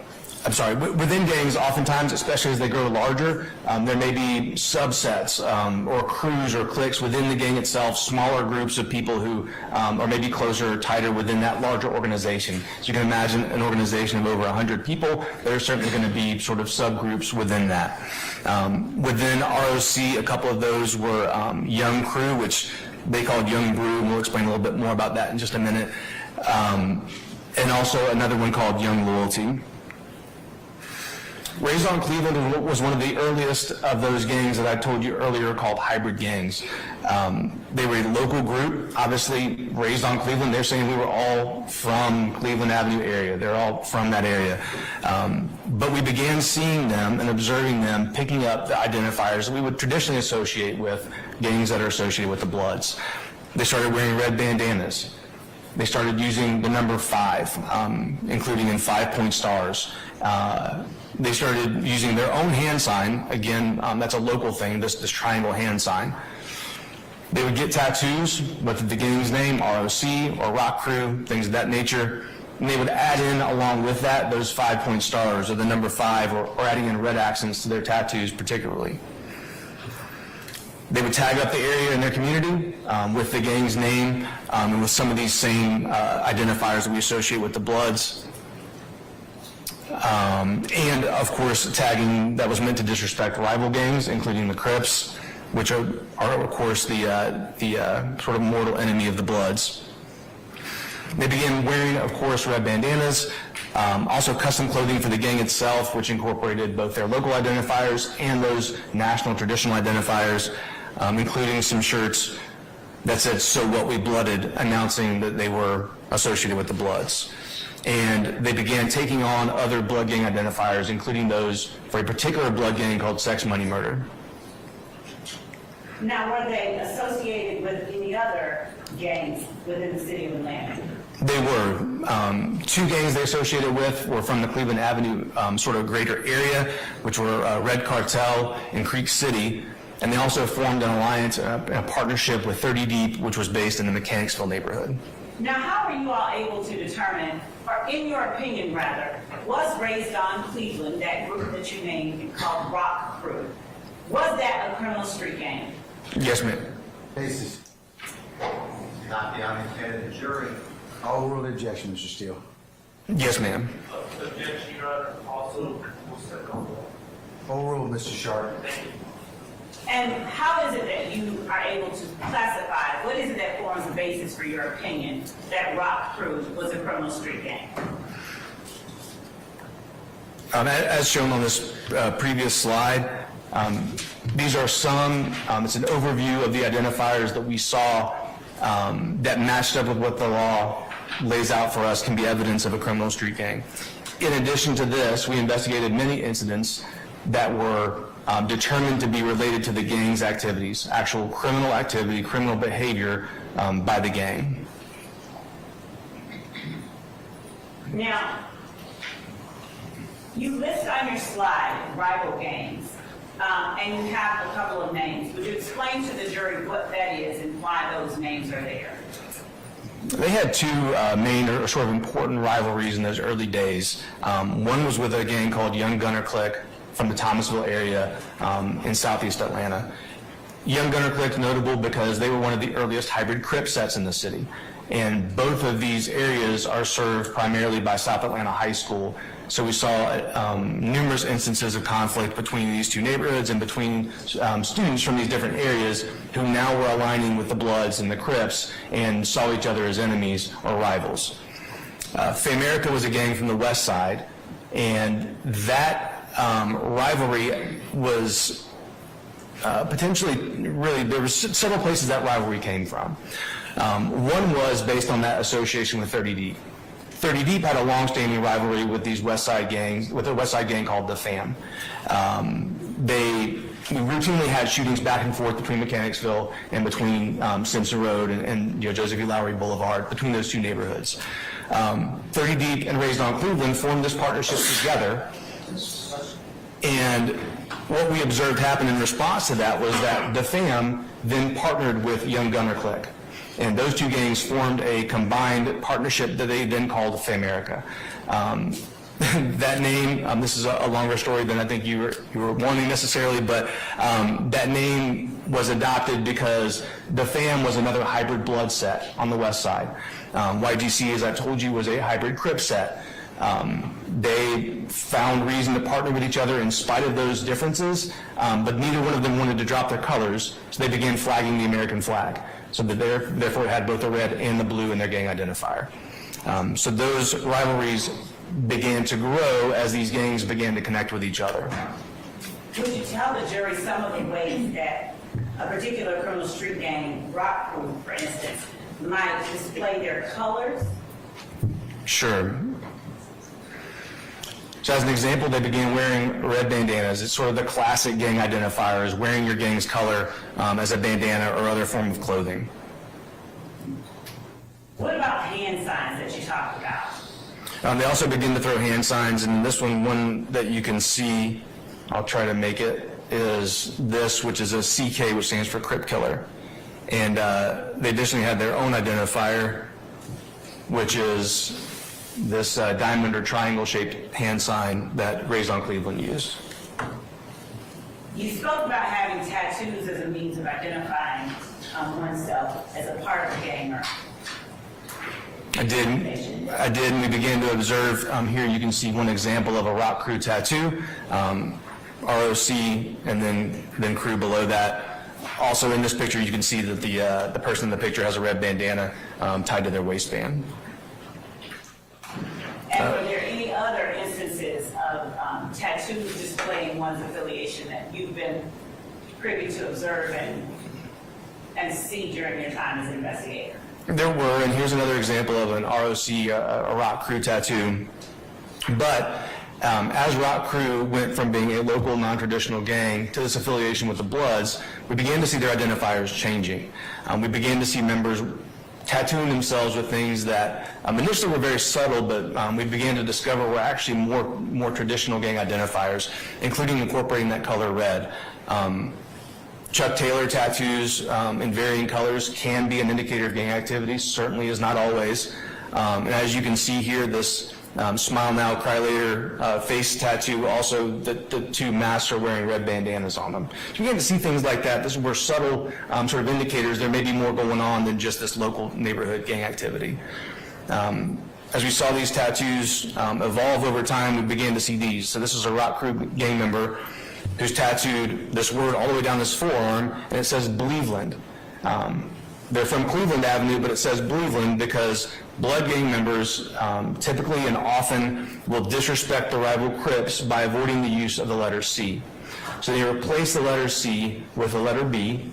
Sometimes they'll replace it with an X, or if they're writing it, they'll cross it out. But in some way, they will disrespect the letter C in order to show disrespect to their rivals. So we saw Rock Crew gang members begin to reduce their use of the letter C, including in the word Cleveland, which is their territory, by calling it Believeland. And then this phrase below that says "peed up" or "get beat up" is also a reference to sex, money, murder, which this demonstrative will go into in a little bit more detail later. Now, when you're talking about gang clothing, what type of articles would you see during your investigation? Or gang tagging, let's start there. Okay, so this is an example of a photograph of gang tagging that I took. This is from Mount Zion Road at Hateville Road, which is in that Cleveland Avenue sort of neighborhood or that area. And as you can see, ROC is right there at the top. It says RIP Trey, but then there's a red 5-point star there below that. That's often an indicator of gang activity. Bloods represent the gang with the color red. And the number 5, which I'll explain a little bit more in a minute, and it'll often represent the number 5 with that 5-point star. Before you go on, ladies and gentlemen, you okay? You want to take a comfort break?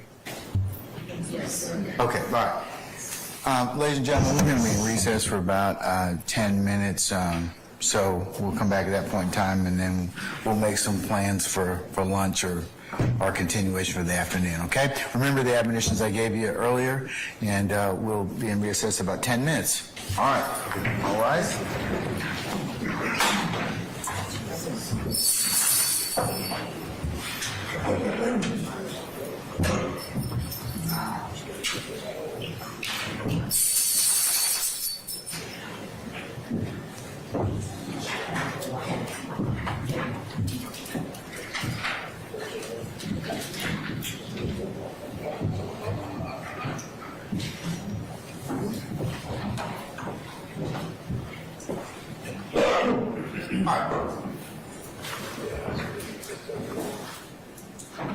All right, Jerry's left us. We'll see you all in 10 minutes.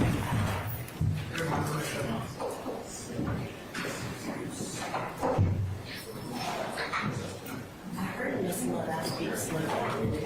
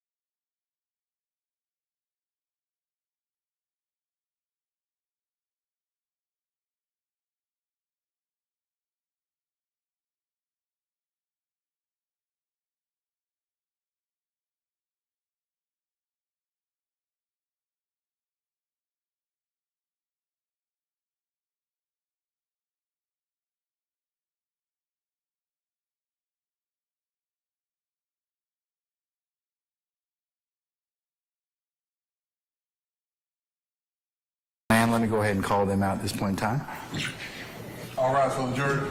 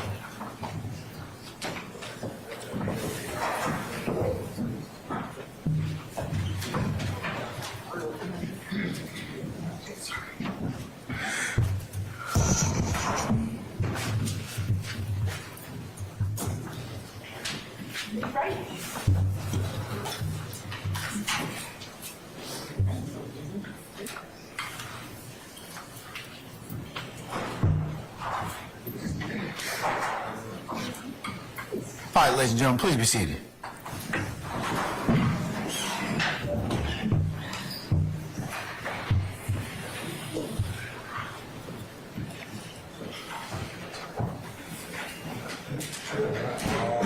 Everybody present, count for. Thank you, Sergeant Ingram. Ladies and gentlemen, all that rushing around for me to now tell you that it's time to go to lunch. What do you think? Some of you, most of you look very disappointed. Okay, so I'll take that we made the right executive call. So what I'm going to do is release you all for lunch at this point in time. We're going to come back for 1:45, and that should give you plenty of time to take a little bit of respite and have some lunch. I'll just remind you of your admonitions that we've spoken about continually. Please don't discuss anything that you heard at this point in time, as that would be inconsistent with the court's directives. Ladies and gentlemen, enjoy your lunch, okay? Detective Bell, we'll have you back at 1:45 too, sir, okay? Yes, sir. All right. All rise.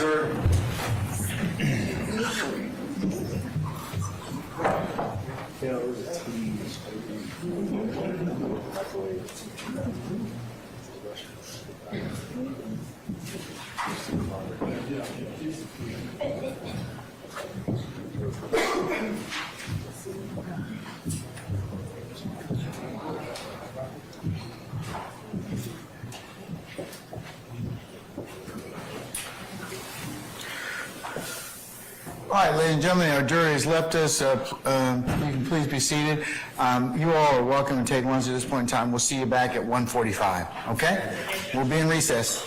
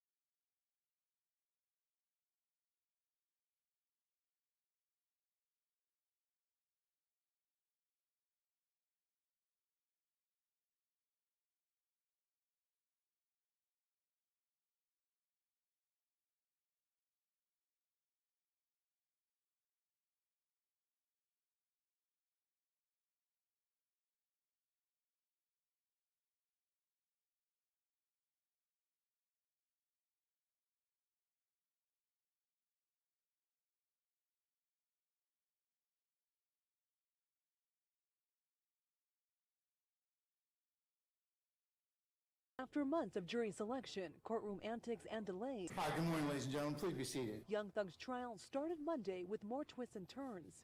Opening statements delayed nearly 1 hour due to a missing juror who apparently had a transportation issue. We're going to be in recess until I find out more about where our juror is, and then we'll go ahead and get started. Once seated, prosecutors kicked off opening statements alleging Young Thug and his co-defendants are members of the Young Slime Life gang. You'll hear evidence that hundreds of bullets were fired into cars, into homes, and into people as a result of the rift Young Slime Life had with other people in the community.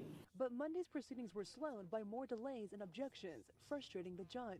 We have wasted almost 2 hours trying to get this stuff done. Defense attorneys have long argued YSL is not a gang, but simply the name of a record label, Young Stoner Life. This has nothing to do with YSL. Defense attorney for one of the co-defendants telling the jury his client's actions had nothing to do in any way with the criminal street gang. We're not hiding from the past, but the evidence will show that Shannon's decisions starting over 10 years ago had nothing to do with YSL or any other organization. Rachel Aragon, Atlanta News First.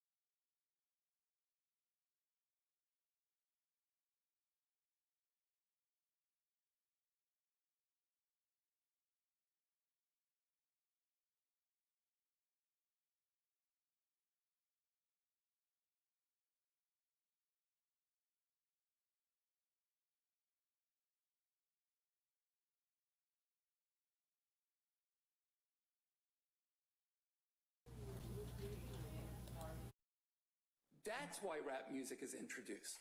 That's why no other genre is. Rap music is inherently prejudicial. Is all this gang evidence relevant?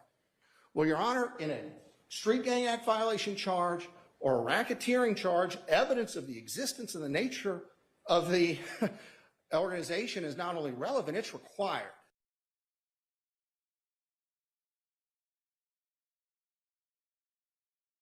I'll conditionally admit those pending lyrics, depending upon or subject to a foundation that is properly laid by the state or the proponent that seeks to admit that evidence. All right, so there you hear it. Judge Ural Glanville ultimately admitting rap lyrics, is allowing the use of rap lyrics as evidence of guilt in the course of this trial. Well, as I said to you, and we heard from Rachel Aragon, opening statements happen on Monday, day 1 of trial. Day 2 of trial was yesterday. More opening statements, this time from the defense. So that's something that the defense addressed head on. Let's go ahead and listen to opening statements from the defense as summarized by Rachel Aragon, my colleague. By 2011, Jeffrey released his first album. It's entitled, I Came From Nothing. Defense attorney Brian Steele starting his opening statements detailing Jeffrey Williams' troubled Atlanta upbringing well before he was internationally known as rapper Young Thug. His family was displaced. They were scattered. Steele telling the jury the name Thug does not mean criminal. He says it was an early promise Williams made to himself to always remember his Atlanta roots should he make it as an artist. He would be truly humble under God. That's what thug means. On Monday, prosecutors argued Williams was anything but humble, alleging he and his co-defendants are members of the Young Slime Life gang. They moved like a pack, with the defendant Jeffrey Williams as its head. Defense attorneys argued YSL is not a gang, but simply the name of a record label. Steele says prosecutors have scoured Williams' lyrics to prove their case. These are not confessions. These are not admissions. This is art. Steele closing out his remarks saying Williams is not a mastermind behind organized street crime and treats everyone equally. Whether he's with some giant president of a company or he's with somebody from Cleveland Avenue who's been in and out of prison, a gang member who knows where he came from. He came from nothing. Rachel Aragon, Atlanta News First. And you hear that from the defense that, really that young thug, Jeffrey Williams, was singing about life around him. That's the argument from the defense, or rapping about life around him. It's not a confession of a crime in any way. So that's something, of course, that we're going to hear a lot more about during the course of this trial. And Brian Steele, the lead defense attorney for Young Thug, also said that we would expect to hear, told the jury that they would expect to hear from an expert on rap lyrics during the course of this trial. But again, now where we are at this moment, day 3, this is when the state has begun their case in chief. And what we've heard from the state so far is, well, we've heard from a gang expert. On the other side, the defense talking about a rap lyric expert. Here, the prosecution talking about a gang expert. So what we heard a lot about today, let me just call up our, if you go on our website, atlantanewsfirst.com, you can see this, was really just sort of, the different kind of gang affiliations, and along with gang signs, colors that might be worn, when I say gang signs, hand signals as well. And this witness, this detective, testified and demonstrated some of the various signals that may be used by various gangs, was trying to explain the different affiliations and rivalries, for instance. So that's something that we expect to hear much more about when this trial does resume at 1:45, so just about 20 minutes from now. Let me just show you. We have our live cameras up inside the courtroom right now. It's just showing the seal, the courtroom seal, because again, it's a recess right now. It's just a lunch break. But when that does resume, we do expect to hear much more about gang activity. This is what would be described as background information about gangs in Atlanta, as we're very early. There's just the first few hours of testimony here in this case. But we do expect that prosecutors would call about 70 witnesses during the course of this trial, over the next 3 weeks or so, actually. And then the defense would call their witnesses. So we got a long way to go. We're just starting off here. But if you want to watch it, it's really interesting. Right now, like I said, learning a lot about just the gang culture, which is really an important feature of this case, and an important part of the discussion around this case, from that Detective Belknap. Court expected to resume just about 20 minutes from now, and that testimony will resume. So you can watch it actually on our secondary stream. What you're watching right now is our primary stream, but we have a live event stream where you can watch that. And remember that our regular newscast starting at 3 p.m. will have all of our general news coverage, including the commemoration events for the late Rosalind Carter. That is going to stream on our primary stream. Just when you go on the Watch Live tabs, let me see if I can show it to you on the website so you don't get confused here. You see, so when you're going on the website, you have that option where you can watch live. So what you're watching right now is highlighted in red. And if you see, we click over here, then you can go on our Young Thug YSL trial day 3, and you can watch that live. So whatever you so choose, but we do have it. Whatever you choose on Atlanta News First and Atlanta News First Plus. Oh, there I see myself. All right, let me pop up the stream there. That is the courtroom stream. All right, well, thank you so much for joining us, and we just want to make sure that you know that you're covered with all the top stories and your forecasts on Atlanta News First and Atlanta News First Plus. Thank you so much for joining us, and have a great day.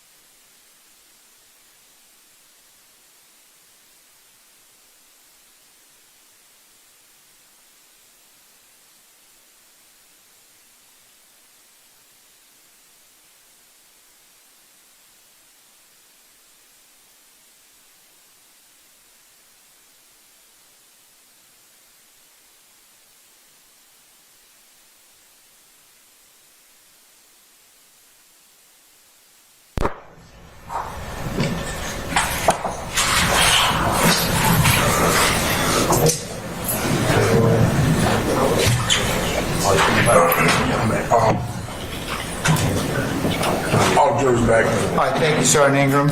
All right, ladies and gentlemen, we're going to go ahead and continue with our presentation of the state's case. So, some of our jurors first, please.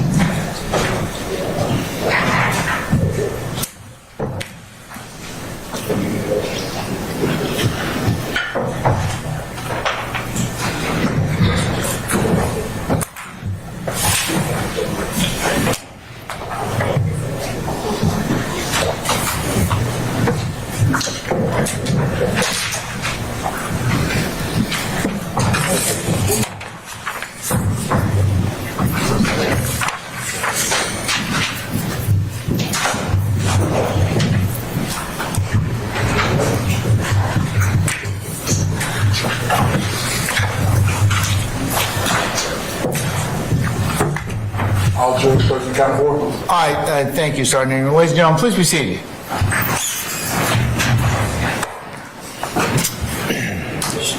All right, Ms. Love, you may continue, madam.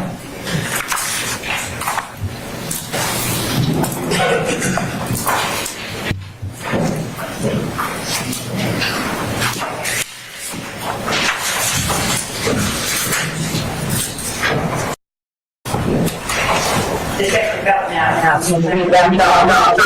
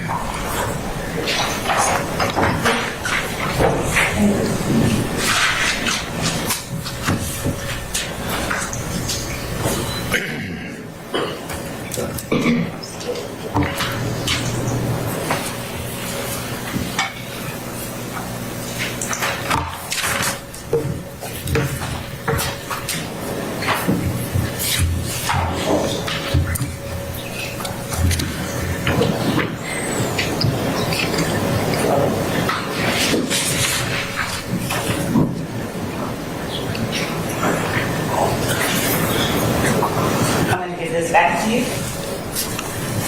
Thank you. Oh. And just as soon as we start back sharing, when we left off, I was about to ask you about clothing and attire, specifically examples of gang wear that you have experienced and seen during your time as a gang investigator. Yes, ma'am.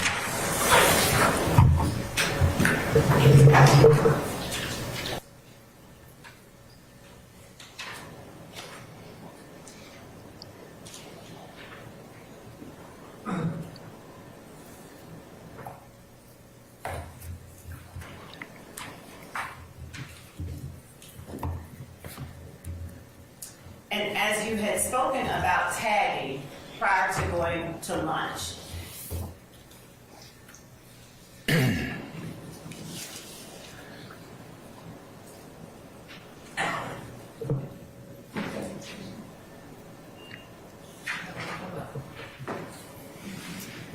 as we get that straight, you talked about tagging before we went to lunch. How is it that you're able to discern specific paintings or markings that you see on the sidewalk or on the side of buildings as gang-related graffiti versus something else? Sure. So I've certainly been trained on this over the years. I now actually teach about gang graffiti and recognizing gang graffiti versus tagging of another kind. And in most cases, the way I explain it is gangs tagging is usually not as subtle as other types of tagging. Gangs generally want the tagging to be clear as to what it is, and this photo that we were using as an example of rock gang tagging, as you can see, ROC is spelled out very clearly. They've got very clearly the red 5-point star. It says blood down at the bottom, and it also says, excuse the language, fuck Crip. None of those things are masked or hidden in that meeting, and most gang graffiti is of this type. There are really two things that I look for to determine whether something is potentially going to be gang graffiti, and one is the content, which, as I've said, is usually fairly clear. But what does the graffiti actually say, or what is it actually an image of? Is it an image or, bless you, is it an image or language directly related to a specific gang? The other is the context. Where is it? Gangs typically tag their own territory to assert their dominance or their control over a particular area, or they may potentially tag in a rival's territory in order to disrespect the rival gang, which can sometimes begin a violent back and forth. While gangs could potentially tag in other areas, usually that's what we're going to see. So I regularly get sent pictures of graffiti to review for possible gang affiliation. That's sort of the first two filters that I put it through. And generally, we're able to discern what it is using that technique. Now, the area that is depicted on the screen, currently labeled gang tagging, you said that it's generally in an area occupied by the gang. And this particular area... Section to repeating the direct. Overruled. Would you please tell the jury what area it is that is depicted in this particular image? This intersection is the intersection of Mount Zion Road and Hable Road, which is in that Cleveland Avenue corridor. Now, when we're talking about gang clothing, if we go to the next slide.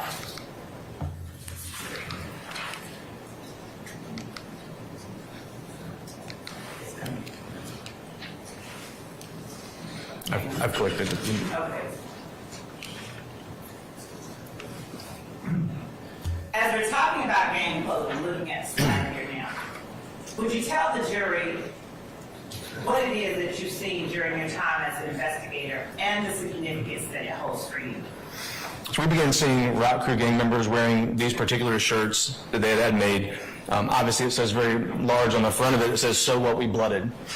And this was the first really public statement that I recall for one of our local gangs making this big, bold statement that they were associated with a national or traditional gang. And they were wearing these obviously quite publicly.